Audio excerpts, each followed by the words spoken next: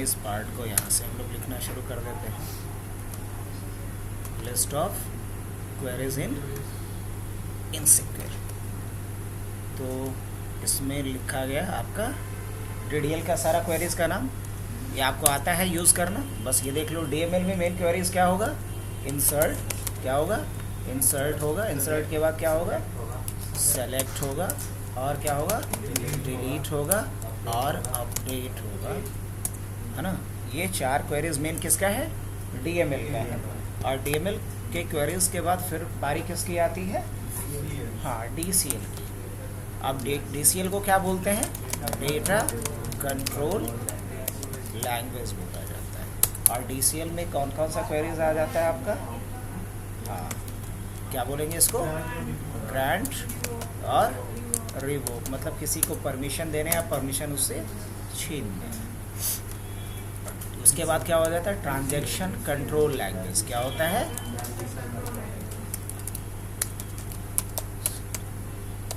Transaction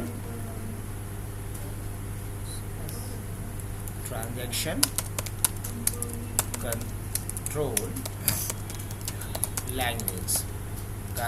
transaction control language में कौन सा आ जाएगा, सबसे पहले सेव पॉइंट बनाओगी तब तो, और सेव पॉइंट के बाद क्या बोलोगे, रोल बैक। और जब जहाँ से लगे कि अब मुझे रोल बैक नहीं करने की ज़रूरत है तो क्या कर लेंगे, कमिट करेंगे। तो ये 4 जो मेन क्वेरी लैंग्वेज है वो मुझे याद रखना है। क्या क्या, DDL, DML, DCL और TCL, ये याद रखना है। एग्ज़ाम पॉइंट ऑफ व्यू से किसी के बारे में भी आपको शॉर्ट नोट्स लिखने को बोल सकता है।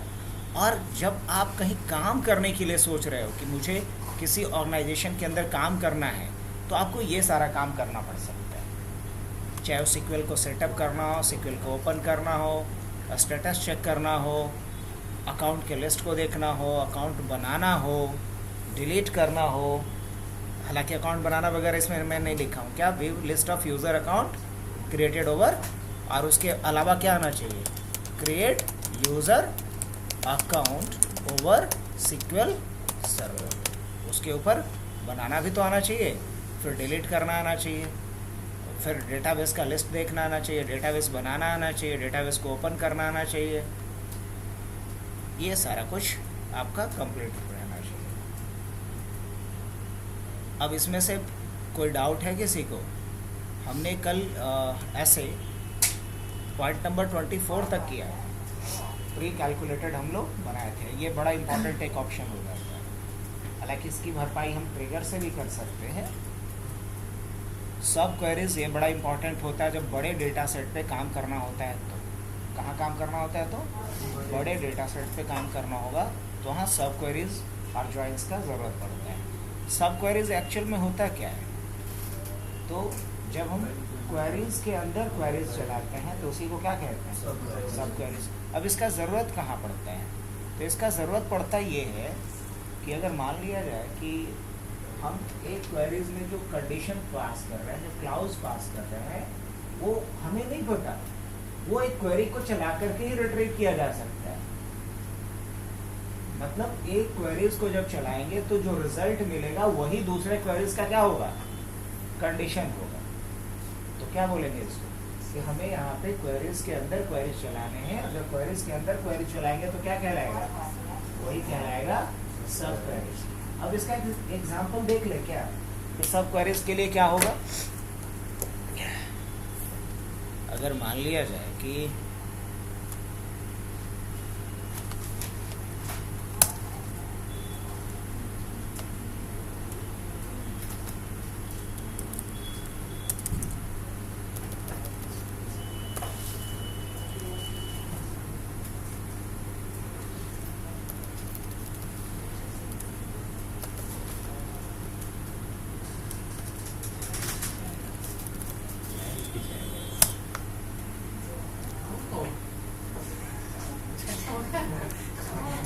ऐसा ही होता है।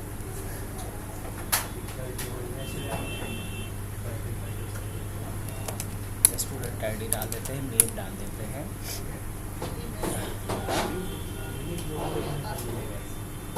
कोर्स आईडी डाल देते हैं, और यहाँ CTID डाल देते हैं, CTID डाल देते हैं, चलेगा। SID स्टूडेंट का नाम हो गया, स्टूडेंट ID हो गया, स्टूडेंट का नाम हो गया, और ये क्या हो गया, कोर्स ID हो गया। अच्छा, दोनों CID हो गया है ना। कोर्स ID, तो यहाँ कोर्स कोड डाल देते हैं, कोर्स कोड डाल देते हैं और CTID डाल देते हैं। चलो, अब यहाँ पे हमारे पास कुछ नाम है, जैसे 101 नेम यहाँ पे हम डाल देते हैं, JI। कोर्स कोड इसका है क्या है, डाल देते हैं B101। CTID क्या है, तो B101, B101,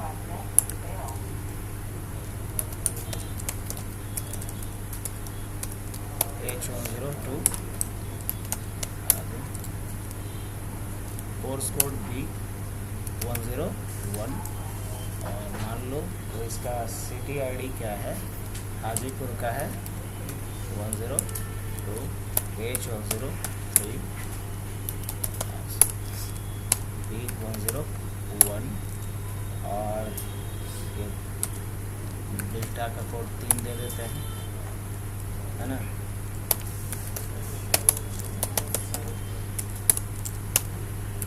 सब इसी यही है ना, सेम कोड C102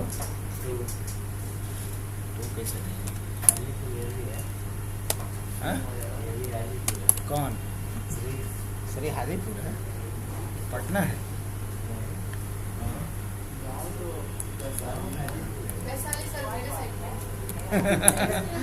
अच्छा,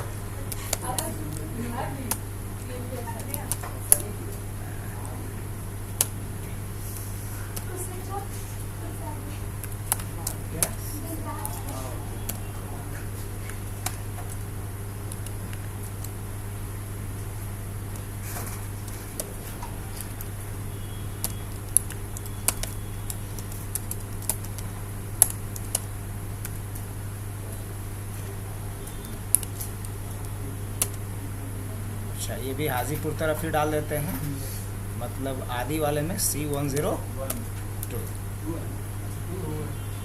उधर गंगा उस पार को दिए हैं 102।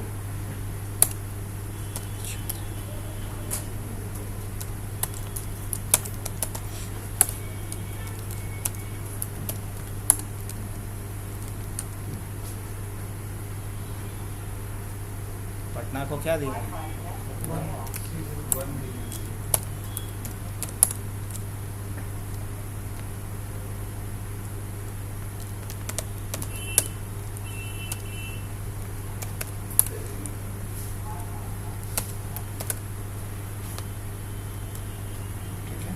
अब एक टेबल मान लो मेरे पास क्या है, स्टूडेंट का, और ऐसा एक टेबल मेरे पास क्या है, दूसरा टेबल है मेरे पास कोर्स का। किसका टेबल है, कोर्स का। अब कोर्स वाले में हमने क्या डालना है, कोर्स ID डाल देना है, कोर्स डाल देना है, और उसका ड्यूरेशन डाल देना है। क्या डाल देना है, ड्यूरेशन डाल देना है, और क्या डाल देना है, फी डाल देना है। कोर्स ID डाल देते हैं या कोर्स कोड डाल देते हैं, कोर्स कोड के बाद कोर्स नेम डाल देते हैं, कोर्स ड्यूरेशन डाल देते हैं, और कोर्स फी डाल देते हैं। अब यहाँ ज़्यादा नहीं लेता हूँ मैं, BCL कोर्स कोड क्या ले लेता हूँ, B101, और क्या डाल दिया हमने, BCL। कोर्स ड्यूरेशन क्या डाल दिया, 3 years।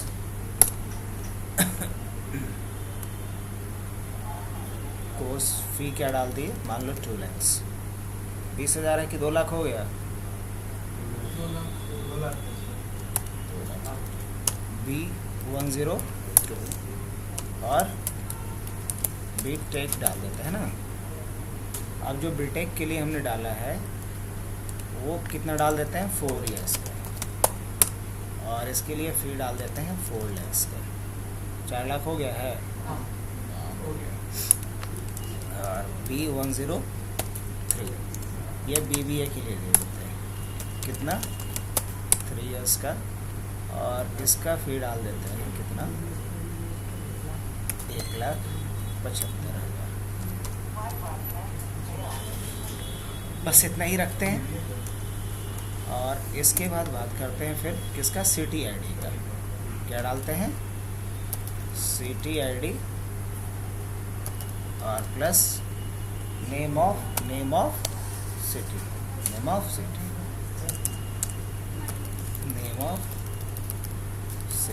यही डालते हैं दो चीज़। तो CID और नेम ऑफ सिटी। CTID क्या लिए हैं, C101, और क्या लिए हैं, C102 लिए हैं, और क्या लिए हैं, C103 लिए हैं, और क्या लिए हैं, C104 लिए हैं। बस यही तक है। 1 हम किसको माने हैं, पटना, और 2 किसको माने हैं, हाजीपुर, जी आई ना, जी पुर, और 3 नंबर पे किसको माने हैं, बेटा, और 4 नंबर पे किसको माने हैं, आरा। तो हमारे पास इस तरीके से 3 अलग अलग टेबल है। एक टेबल में स्टूडेंट का डेटा है, दूसरे टेबल में हमारे पास कोर्स का डिटेल्स है, और तीसरे में सिटी का डिटेल्स है। अब अगर मान लो मैं क्वेश्चन ये बोलूँ कि कोई यूज़र सिर्फ क्या डालना चाहता है, कोई यूज़र अपना डालना चाहता है सिटी का नाम, कोई बंदा अपना क्या डाला, सिटी का नाम, और वो देखना चाह रहा है कि इस सिटी से कितने स्टूडेंट हैं जो BCA कर रहे हैं या BTech कर रहे हैं, ओवरऑल कितने स्टूडेंट हैं जो आरा सिटी से बिलोंग करते हैं, पटना। अब इस तरह का डिटेल कैसे निकाल सकते हैं बताओ। अगर तरीके से देखें तो स्टूडेंट वाले टेबल में तो सिटी का नाम ही नहीं है, और यूज़र जो है मतलब एंड यूज़र है वो क्वेरी किससे करेगा, उसको सिटी का ID तो नहीं पता, और एक्चुअल में स्टूडेंट वाले टेबल में तो सिटी का ID दिया हुआ है, लेकिन यूज़र सर्च किससे करेगा, सिटी के नेम से। तो ये काम तो पॉसिबल ही नहीं हो पाएगा। तो ये पॉसिबल होगा किसका यूज़ करके, सब क्वेरीज का यूज़ करके। कैसे, ज़रा समझ लो। जैसे मैं क्या चाह रहा हूँ कि मुझे देखना है कि पटना सिटी से कितने स्टूडेंट हैं। अब इसके लिए क्या क्वेरी बनेगा अपना, समझना बात। अगर हम ऐसे लिखें, सेलेक्ट स्टार फ्रॉम, क्या लिखेंगे, स्टूडेंट, मान लो पहला टेबल है स्टूडेंट का, ये लिखेंगे। अब उसके बाद हम क्या डालेंगे, वेयर, और क्या डाल सकते हैं, यहाँ तो हमारे पास CTID है, तो CTID तो यूज़र को पता है नहीं कि है, पता नहीं, तो ये क्या करेगा यहाँ पे, वेयर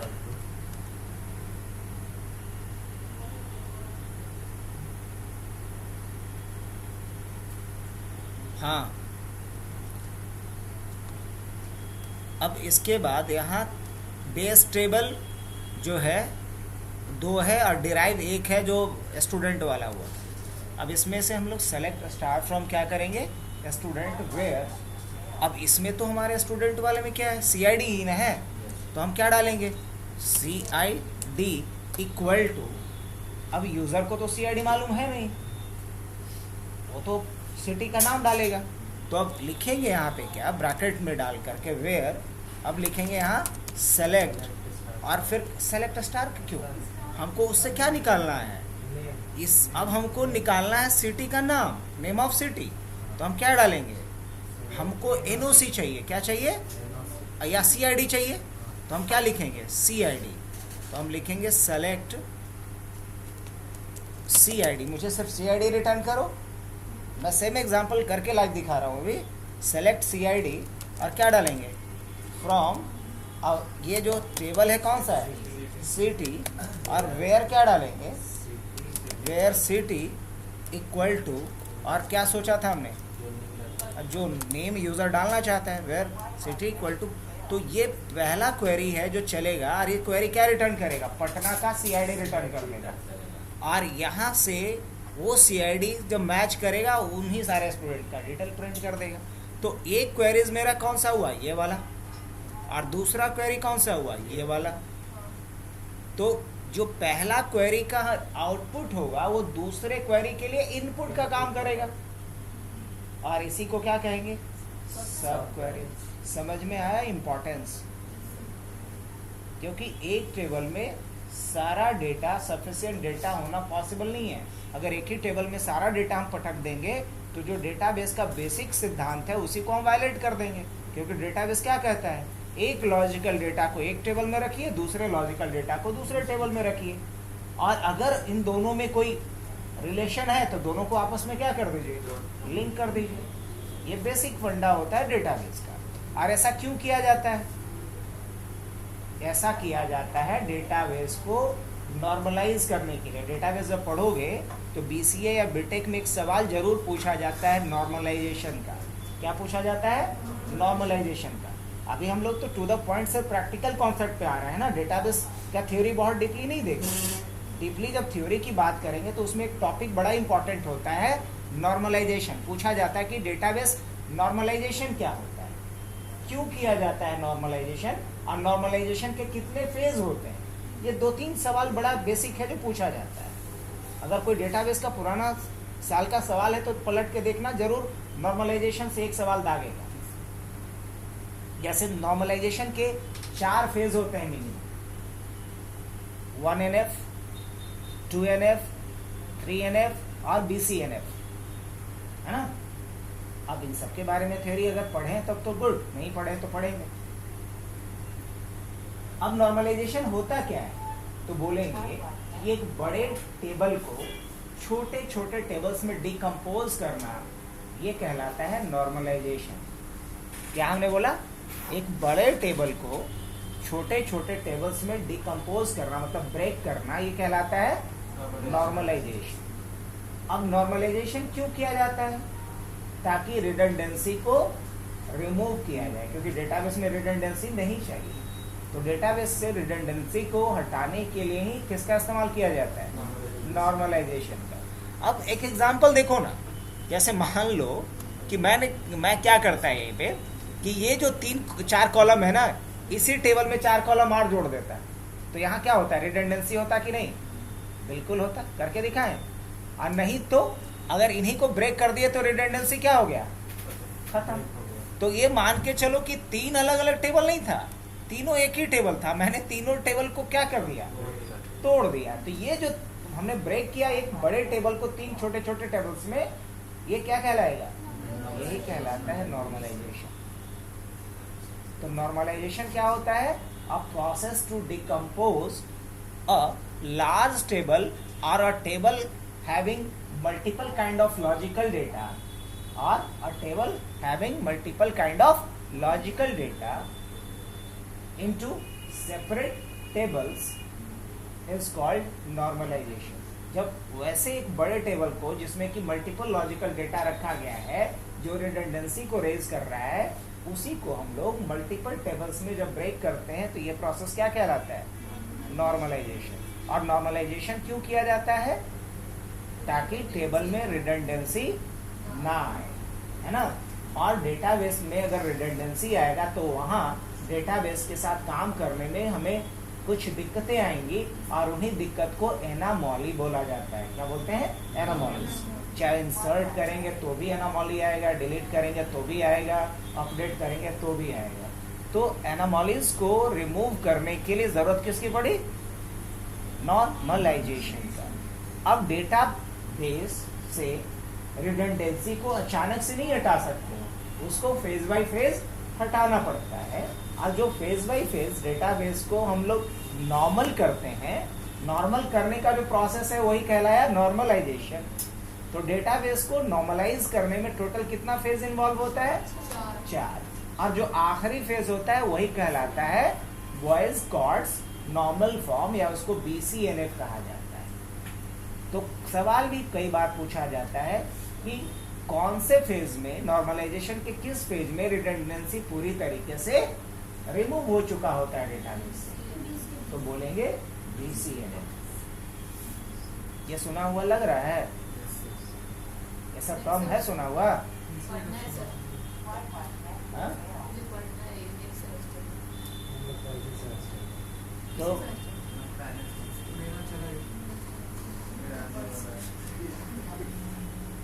चला गया, फिर भी याद रखना है। अब जैसे मान लो PHP ही पढ़ा था तो जरूरत पड़ा तो जवाब दिया ना जी वहाँ पे, मान लो इसके क्लास में 25 लड़का होगा, 25 तो कम से कम होगा ही, 50। अब 50 में तो कम से कम हीरो है कि नहीं? 50 में ये लीड कर रहा है, बेकार तो जाएगा नहीं ना। और अगर कोई भी इंटरव्यू टच करोगे तो डेटाबेस और डीएसए से सवाल जरूर पूछेगा। रीज़न बिहाइंड इट कि ये दो चीज़ समझ लो कि एकदम एलिमेंट्री हुआ। जैसे कैसे बोलते हैं, कोई कुकिंग कर रहा है तो बिना नमक का होगा, सब कुछ डाल देंगे फिर भी टेस्टलेस रहेगा। तो उसी तरीके से डीएसए और डेटाबेस, इन दोनों का ज़रूरत हर प्रोजेक्ट में, हर डोमेन में पढ़ना ही पड़ना है। तो अब एनीवेज नॉर्मलाइजेशन समझ में आया क्या होता है?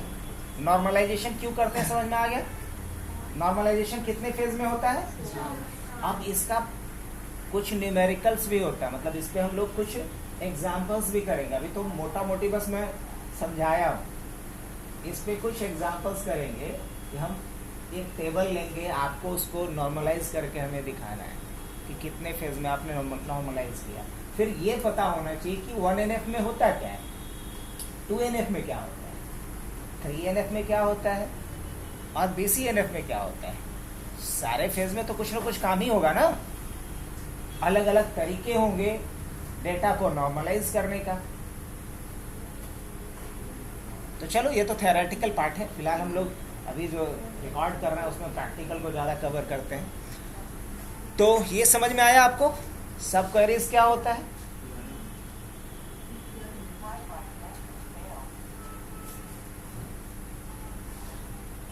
तो सब क्वेरीज के बाद अगर हम बात करें नेक्स्ट पॉइंट पे, तो फिर क्या था अपना ज्वाइंस।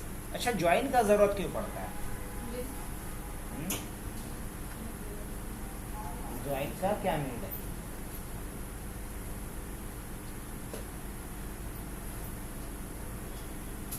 अलग अलग डेटा को एक जगह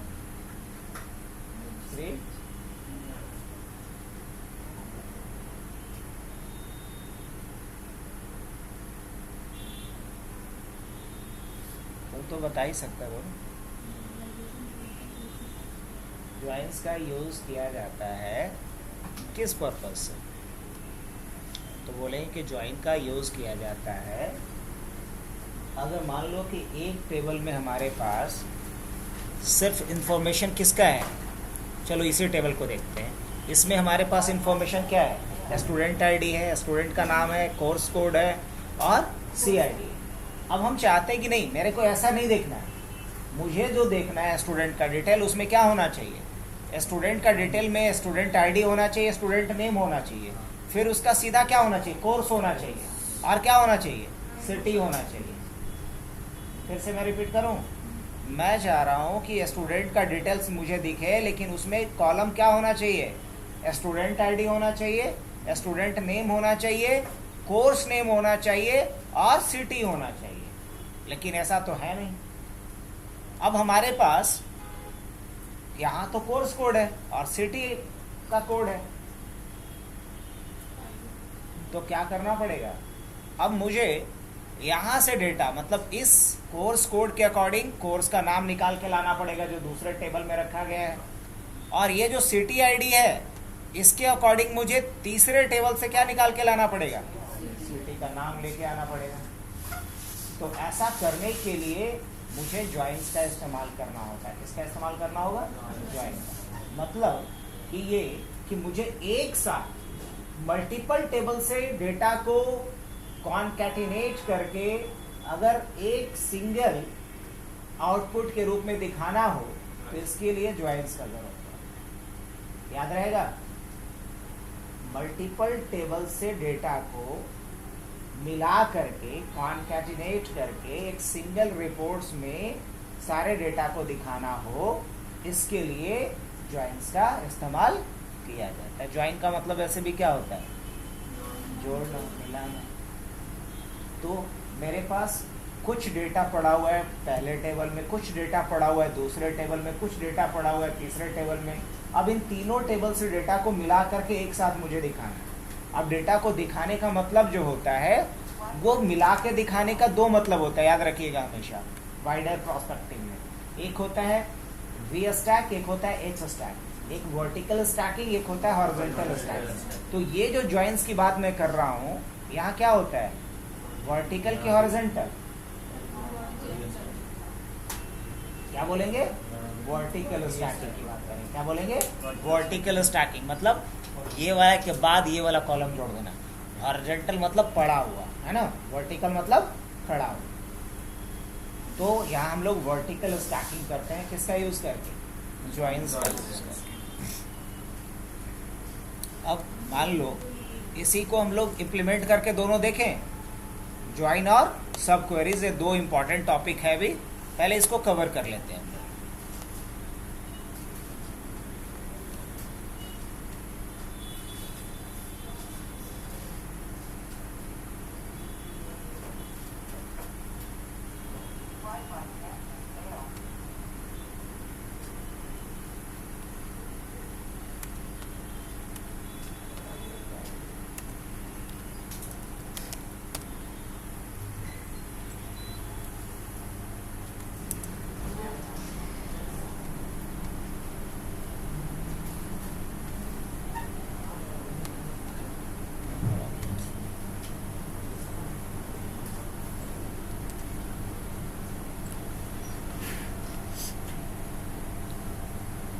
तो सेम एग्जाम्पल को कर लें।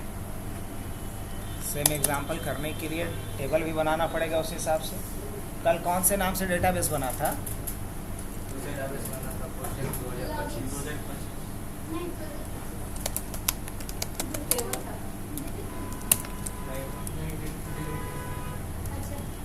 डिलीट कैसे हो जाएगा बताओ,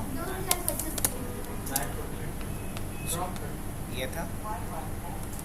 अब उसके बाद क्या लिखेंगे, शो टेबल्स, यहाँ पे डिपार्टमेंट, एम्प्लॉय, लॉगिन और प्रोडक्ट्स, ये बना था, 4 टेबल भी बन चुका था। अब अभी हमने क्या प्लान किया है, एम्प्लॉय वाले में ही जोड़ दें या फिर अलग बना दें, अलग बना देते हैं। स्टूडेंट वाला भी प्लान किए हैं, तो क्या लिखना पड़ेगा, क्रिएट टेबल, और क्या डालते हैं, स्टूडेंट। और स्टूडेंट वाले में क्या सोचा था, SID, नेम, और क्या था, ऐसे थोड़ी होगा।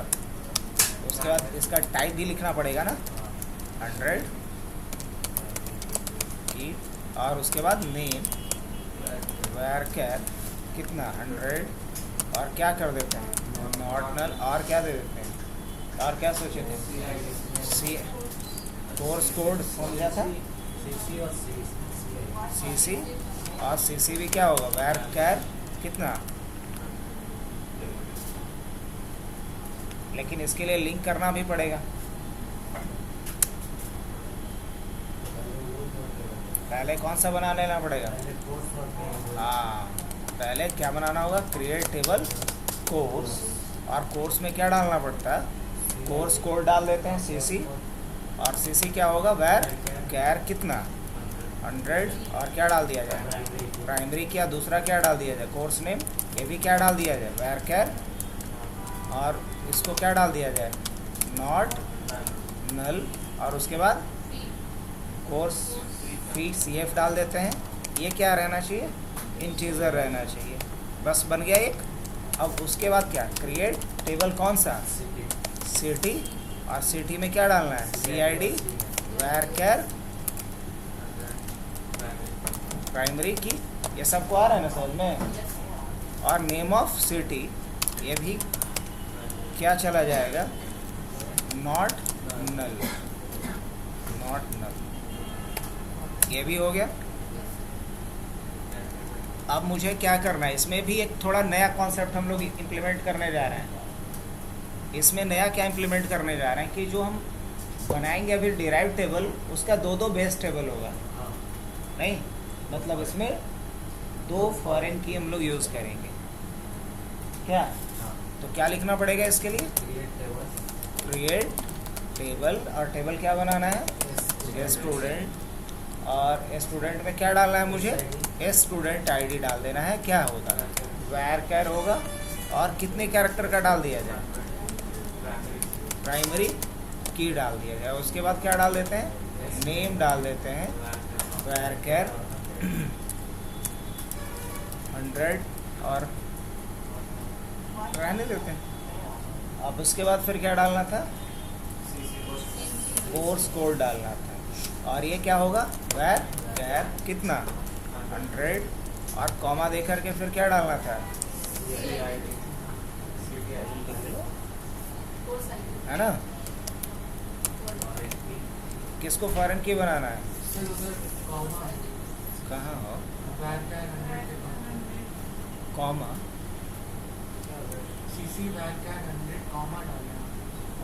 तो कॉमा दिए नहीं है। अच्छा तुम कहना चाहते कि नहीं डालना है,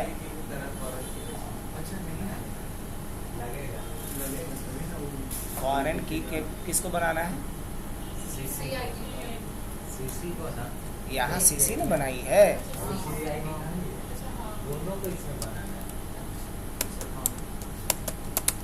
रेफरेंसेस किसका, ये जो सीसी लिखे है किसका, शायद कोर्स वाला ना।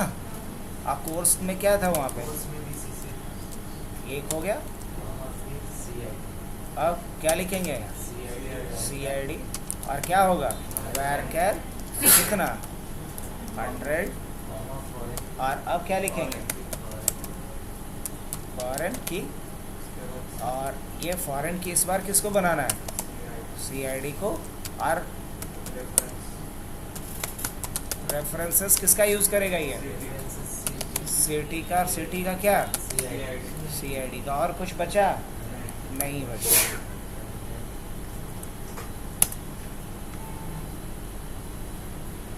ठीक है, अब चाहें तो हम किसको डिस्क्राइब करके देख लें, दो में मल दिख रहा है, तो इस तरीके से हम 3 टेबल को भी आपस में क्या कर सकते हैं, लिंक कर सकते हैं, इससे ज़्यादा भी कर सकते हैं। अब सबसे पहले डेटा कहाँ डालना पड़ेगा,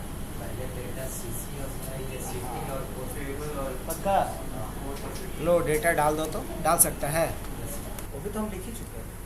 अभी जैसे कि तुम्हें मान लो 2 पार्ट में दिखा देते हैं करके। पहले जब हम डालें सिटी का नाम, तो मुझे उसका सिटी का ID मिल जाए, ऐसा कर सकते हैं कि नहीं कर सकते, क्या लिखना पड़ेगा, लिखो सेलेक्ट CID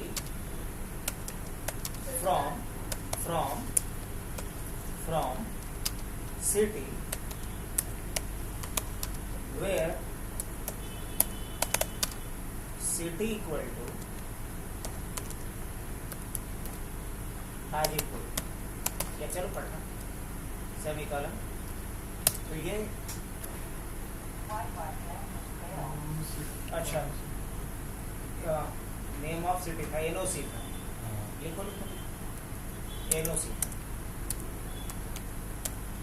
फिर से अब मुझे यहाँ सिटी का ID रिटर्न कर दिया। अब ये जो ID रिटर्न किया वही हम फर्स्ट वाले क्वेरी में डालेंगे as a clause, as a parameter, है ना। तो लिखते हैं select star from student where CID equal to. अब CID तो हमें डायरेक्ट पता है ही नहीं, स्टूडेंट को अपना कोर्स सिटी ID थोड़ी पता, वो तो अपना डालेगा उसका नाम। तो क्या लिखेगा, सेलेक्ट CID फ्रॉम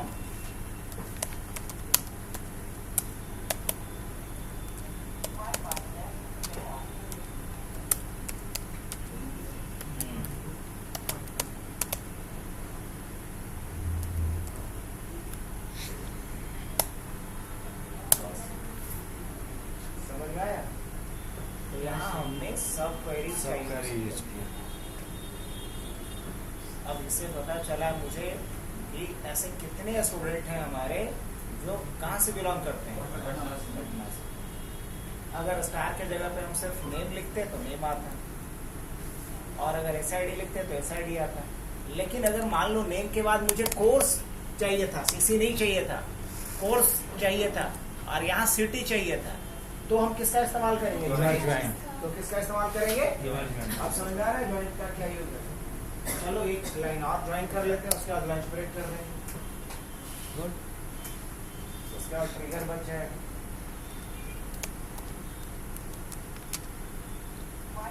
सेलेक्ट क्या करना है इसमें, एस आई डी इस चीज़ के लिए ज्वाइन लगा रहा है ना, तो इसमें बताना पड़ेगा ना हाँ, फील्ड में। हाँ तो ऐसे मत बता, इसको हटाओ। सेलेक्ट तक सही लिखा है, सेलेक्ट तक सही लिखा है। उसके बाद पहले टेबल का नाम क्या लिखेंगे, सेलेक्ट टेबल का नाम। तो टेबल का नाम क्या है, स्टूडेंट।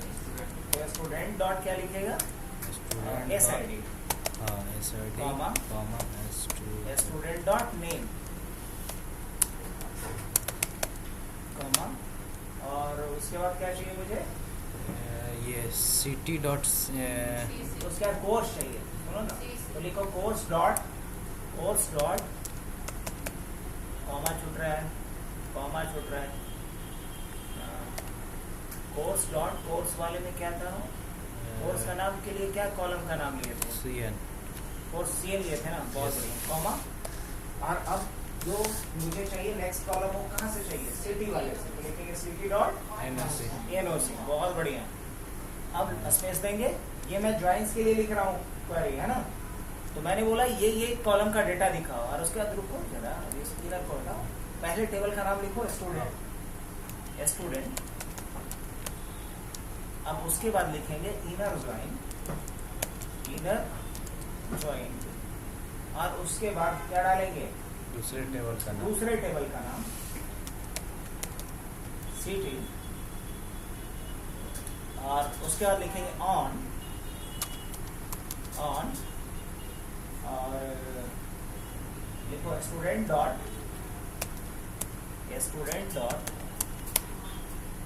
दोनों में कॉमन क्या था, student dot C I D हाँ CID में CC ना, कोर्स कोड CID पहले कोर्स कोड में लाना चाह रहे हैं, तो क्या लिखेंगे, कोर्स डॉट CC, ये स्टूडेंट डॉट CC सी तब तो यहाँ चेंज इक्वल करना टू, ठीक तो लिखा है, है यहाँ पे,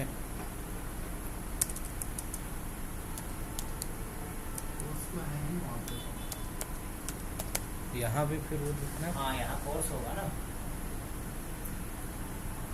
नहीं जी कोर्स नहीं होगा, वो तो सिटी से ही, NOC मतलब नेम ऑफ सिटी यहाँ चेंज करना होगा है को, सिटी को। नहीं पहला टेबल तो स्टूडेंट होगा, सुनो, और उसका दूसरा टेबल हम किसको डालते हैं, पहले कोर्स को नहीं, पहले कोर्स को डाल देते हैं, यहाँ सिटी अच्छा, तब चलो आगे बढ़ते हैं। Join course on student dot CC equal to course dot CC। अब इंटर नहीं करेंगे अभी, ये तो हुआ दो टेबल को ज्वाइन करना, अब आगे जो इसका रिजल्ट आया तीसरे के साथ ज्वाइन करना है। अब लिखेंगे स्पेस इनर ज्वाइन, जो रिजल्ट आया फिर उसको ज्वाइन करेंगे, इनर ज्वाइन किसके साथ करना है, city, inner join city on क्या होगा, स्टूडेंट डॉट NOC नहीं, उसमें तो NOC CID, दोनों में जो कॉमन होगा उसी के बेस पे ज्वाइन होता है, इक्वल टू बराबर का साइन देंगे, सिटी डॉट CID,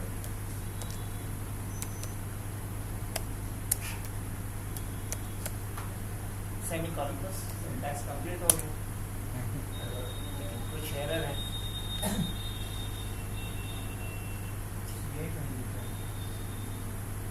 आप भी करना है क्या? कहीं ना कहीं शुरू से select student dot SID student dot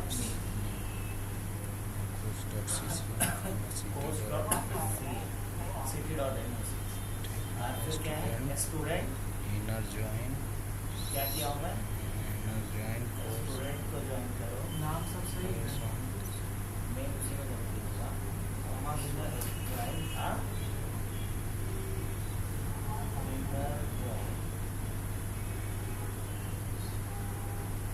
अच्छा फ्रॉम छूट गया, लेफ्ट एरो की से बढ़ते जाओ, सिटी डॉट NOC के बाद फ्रॉम डालोगे,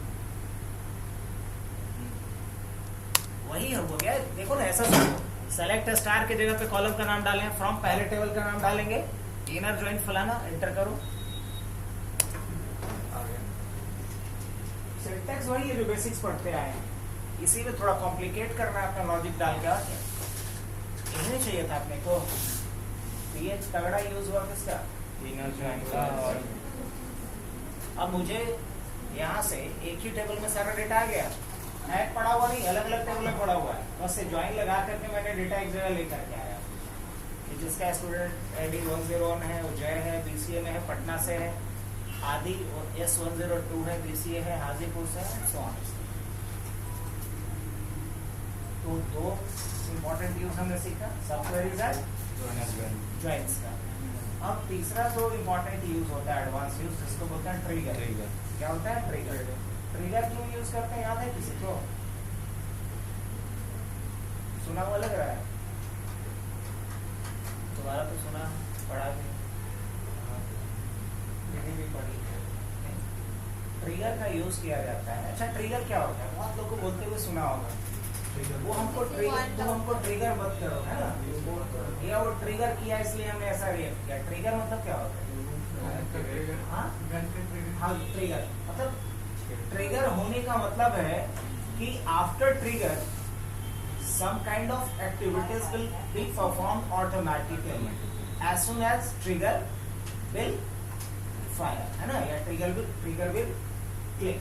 जैसे ही ट्रिगर होगा वैसे ही ऑटोमेटिकली कुछ न कुछ क्या होगा, एक्टिविटीज होगा, कुछ न कुछ इवेंट्स अपने आप प्ले होना है। ट्रिगर का मतलब यही होता है कि ट्रिगर होने के तुरंत बाद या तुरंत पहले, तुरंत बाद या तुरंत पहले अगर हमें कोई एक्शन या सेटअप एक्टिविटीज को परफॉर्म करवाना हो, इसी के लिए कॉन्सेप्ट डाला गया है डेटाबेस में, किसका? ट्रिगर का। अब एक एग्जांपल कंसीडर करते हैं। एग्जांपल क्या है कि मान लो कि मैं किसी टेबल से किसी रिकॉर्ड को डिलीट करता हूँ। अब मैं चाह रहा हूँ कि जैसे ही किसी टेबल से किसी रिकॉर्ड को डिलीट करूँ तो उसका एक कॉपी अपने आप एक बैकअप नाम के टेबल के अंदर बनता चला जाए। क्या अच्छा रहेगा? समझ रहे पॉइंट? तो डिलीट होने के जस्ट पहले क्या हो जाए, अब कल जो काम किया था ऑटो जनरेटेड से वो काम भी करवा सकते हैं कि जैसे हम रिकॉर्ड डालें, जैसे कि प्रोडक्ट का नाम डाल दें, क्वांटिटी डाल दें, रेट डाल दें, तो जीएसटी अमाउंट डालने के तुरंत बाद अपने आप निकल जाए। तो वहां भी हम किसका यूज कर सकते हैं? ट्रिगर का। अब जरा फिर आते हैं, अगर मान लो कि हम किसी ओरिजिनल टेबल में, मेन टेबल में कुछ अपडेट करते हैं। अब मेन टेबल में अपडेट करते हैं तो अपडेट होने के तुरंत बाद या तुरंत पहले हम चाहते हैं उसका एक कॉपी बन जाए, तो इसके लिए भी किसका इस्तेमाल करेंगे? ट्रिगर का। तो ट्रिगर का इस्तेमाल किया जाता है जब हम चाहते ये हैं कि किसी एक्टिविटीज के परफॉर्म होने के बाद या परफॉर्म होने के पहले दूसरा कोई एक्टिविटीज ऑटोमेटिकली परफॉर्म होना चाहिए, तो उस कंडीशन में हम लोग किसका यूज करेंगे? ट्रिगर का। ये बात यहाँ ट्रिगर किया। ट्रिगर का मतलब ये हुआ कि किसी एक्टिविटीज के परफॉर्म होने के जस्ट बाद या जस्ट पहले कोई दूसरे एक्टिविटीज को अगर हम चाहते हैं कि ऑटोमेटिकली परफॉर्म हो, इसके लिए डेटाबेस में ट्रिगर का कॉन्सेप्ट दिया। ठीक है, सिंपल भाषा में ऑटोमेटिकली कोई ऑपरेशन परफॉर्म करना हो किसी दूसरे ऑपरेशन के होने के पहले या बाद में। ये लास्ट में जरूर जोड़ना, ऑटोमेटिक हो लेकिन किसी दूसरे ऑपरेशन के होने के पहले या बाद, ये बात जोड़ना। लिंक है ना, वो अब जैसे कि मान लो खाने के बाद कुछ मीठा खा रहे हैं, तो खाने के बाद जो मीठा खा रहे हो क्या है? ट्रिगर का एग्जांपल हो गया। या खाने के बाद कोल्ड ड्रिंक पी रहे हैं, ये क्या हो रहा है? या खाने के पहले अगर हम क्या ले रहे हैं, स्टार्टर ले रहे हैं, बटन दबाने का पंखा स्टार्ट हो गया, ये ट्रिगर का एग्जांपल हो। तो ट्रिगर करें कि भूख के लिए तुम लोग जाओगे, तो रहने देते हैं, कल कर देंगे ट्रिगर, क्या